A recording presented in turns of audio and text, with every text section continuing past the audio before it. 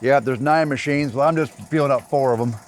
So between my dad having 2, my uncle having 1, my brother having 2, and then me and my son, we run 4. So for right now, we've been going through about 800 gallons a day when everything's rolling. So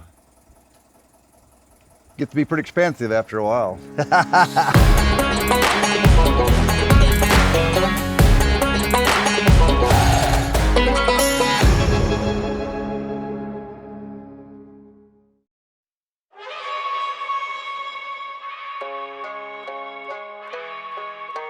I'm a custom harvester. We cut for 6 months out of the year. You got to have a header that works every day. We bring on a lot of equipment down here to help these guys out, and a lot of men to run it all. So 7 family members between my dad, uncles, brother that are running this stuff. So literally there's about 25 people trying to run all this stuff. So everybody gets kind of geared up in the springtime, starting about March and April to kind of get their machinery kind of put together, get all their hands kind of in. Everybody kind of gets them trained up, and then we all flock down here to start in northern Texas or south Oklahoma to start wheat harvest. We try to help them get it out every year. So why don't they do it themselves? Well, they just can't find the labor, number one, and the cost of machinery. We bring it in for a week or 2. They don't want it here all year, and a lot of big payments. Like in this area right here, there's just no available labor. So, I mean, they hire all of us crews to come in here because we bring the labor with us. They bring us in here, we come in and cut it all, and then just pack up and go to the next stop. But through Oklahoma, Kansas, go up through Nebraska, maybe even some through Colorado. A lot of the guys go South Dakota, North Dakota. Some of the guys like I do, I go to Montana. It's just, we kind of just hopscotch our way up through the Midwest. And wheat ripens every 100 miles a week. So if we'll be here for 2 weeks, we'll have to go a couple 100 miles north to catch up to the harvest again. So this kind of a rain spell like this with cloud cover, cool weather, we're gonna be behind. Gosh, what we're finding in this area right here, whether we're lucky or good, I don't know, but we saw a pivot that made 75 bushel yesterday. We've had some dry land making 40 to 50. We've got some worse wheat coming up, but so far it's been very, very good for this area, because the county average is only 27. Another key to that might be good farming. It's good farmers we work for too, you know what I mean? So what to say, 90% of my clients are year-to-year clients. So you're gonna cover those acres every year. The guys that I cut for, one of them, his name is Austin White. He'll be our 3rd generation farmers. We've been here since 1959. So he's one of our 3rd generation farmers. So I cut for his granddad, his father, and now for him. Another one is Jason Cowan. He's out east of town here, but his dad used to hire us. And Jason thought, well, I think buying a combine might be a better deal for me and to do it myself. After about 5 years of that, he decided to hire us back. So we're back to cutting for him too. So that's been a very good customer for us. For us, we try to do 10,000 acres per machine.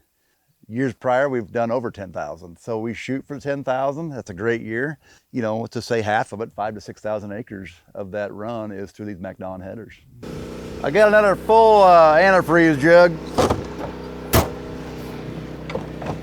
These kind of things are hard on tires.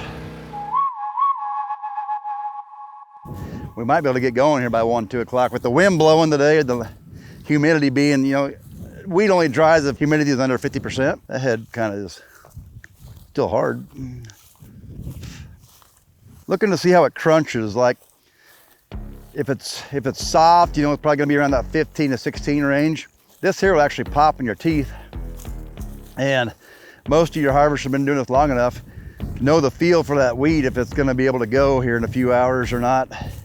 But I'm just trying to check it to see how much rain we got here last night. If that kernel was soaked up and plumb wet, I have no chance of going today. But with it popping like that, being on the ground, we should probably go cut a sample here and just take the town with us to kind of see where we're at.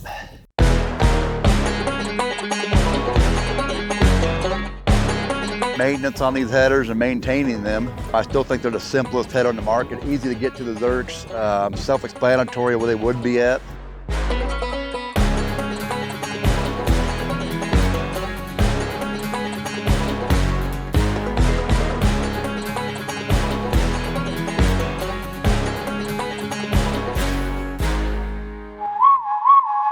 We have 4 crews. So we divide up, my dad and I are a crew, and then Uncle Lonnie, and then Jared, and then JC. So there's 4 different crews that we split up. We got 5 grain carts down here and about 20 trucks. I wouldn't call this a job, it's more of a fun life to be in. Tell you the truth, when I was 10 days old, I got my first combine ride, and I guess I was destined ever since then. My dad will be 80 here in June, so he started working with his dad back in 1959. So anyways, he bought his first machine right in there, Gleaners, what we had when we started out. So my dad had 2 brothers, Larry and Lonnie. Lonnie still works with us a little bit here. Larry's been gone for about, I think it's 6 years already. So he's 75, Lonnie, and then obviously me, I'm 50, JC, and then my brother Jared, he's 3 years younger, and also my sister Janelle, who's 5 years younger. We all have partnerships into the operation, and now we're bringing up the 3rd generation with my boy Sunder, who's running that number 1 machine over there, and Sage and Sterling are in my grain cart. They are 17, 12, and 9. I've been doing this my entire life. So I've gone on harvest since I was 6 months old. Yep, so I was running combine full time by the time I was 13 years old.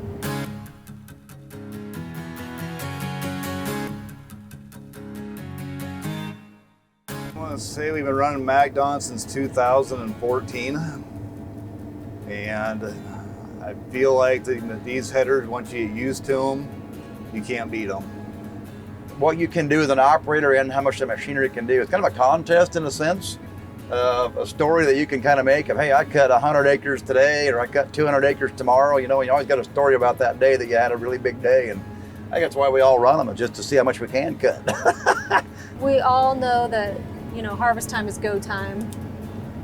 No time for messing around, so you gotta have a header that you can count on, and a header that's reliable. There was one time I had troubles with the drive shaft right there, and I had called MacDon, and they drove 2 hours straight to me to bring me a new piece. So I like the service that you get with the MacDon header too. Good. Yield-wise, it's been 65 to 70 bushels. So for this sandier ground here, they'll take it. This is, you know, peanut ground, cotton ground, so it's a good rotation to have wheat stubble in here. We're having to cut a little bit shorter today because it kind of fell down on them a little bit. And you can kind of tell here that how it kind of picks it up and just throws it in the header, but brings it across the cutter bar. So it's doing a heck of a job without having to scratch the ground to get it up. So pretty happy with the cut right now.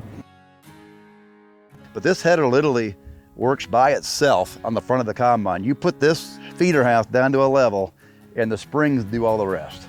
And that's what makes it a nice even cut out here that looks like one machine cut the whole field.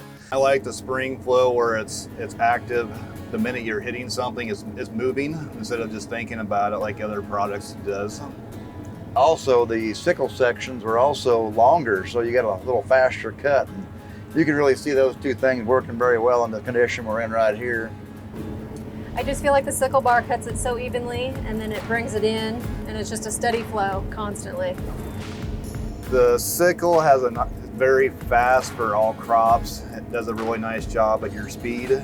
If I happen to break a sickle section, it's pretty easy to fix out here in the field. So if I had broke a sickle section right here, I could stop and get out and fix it. So I just have a 10mm wrench right here in the cab, extra knife sections. Or from wheat to soybeans is very simple. All you have to do is literally take this lever, put it in the unlock position, a little bit dirty from the rain last night. You go from lock to unlock, literally with that on both sides, and you're ready to be flex mode. The reel probably on the FD2 is probably the biggest thing. It's state of the art, one of a kind reel. And for that thing to just flip action, nothing bounces over the reel, even though it's down and tangled.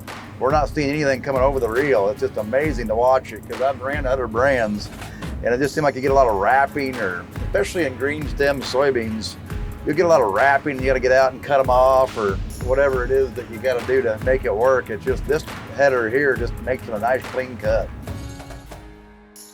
So this is the only one we have with the triple reel, and I'll guarantee you the next ones we have will all be triple reel because of how easy it is to see through the crop.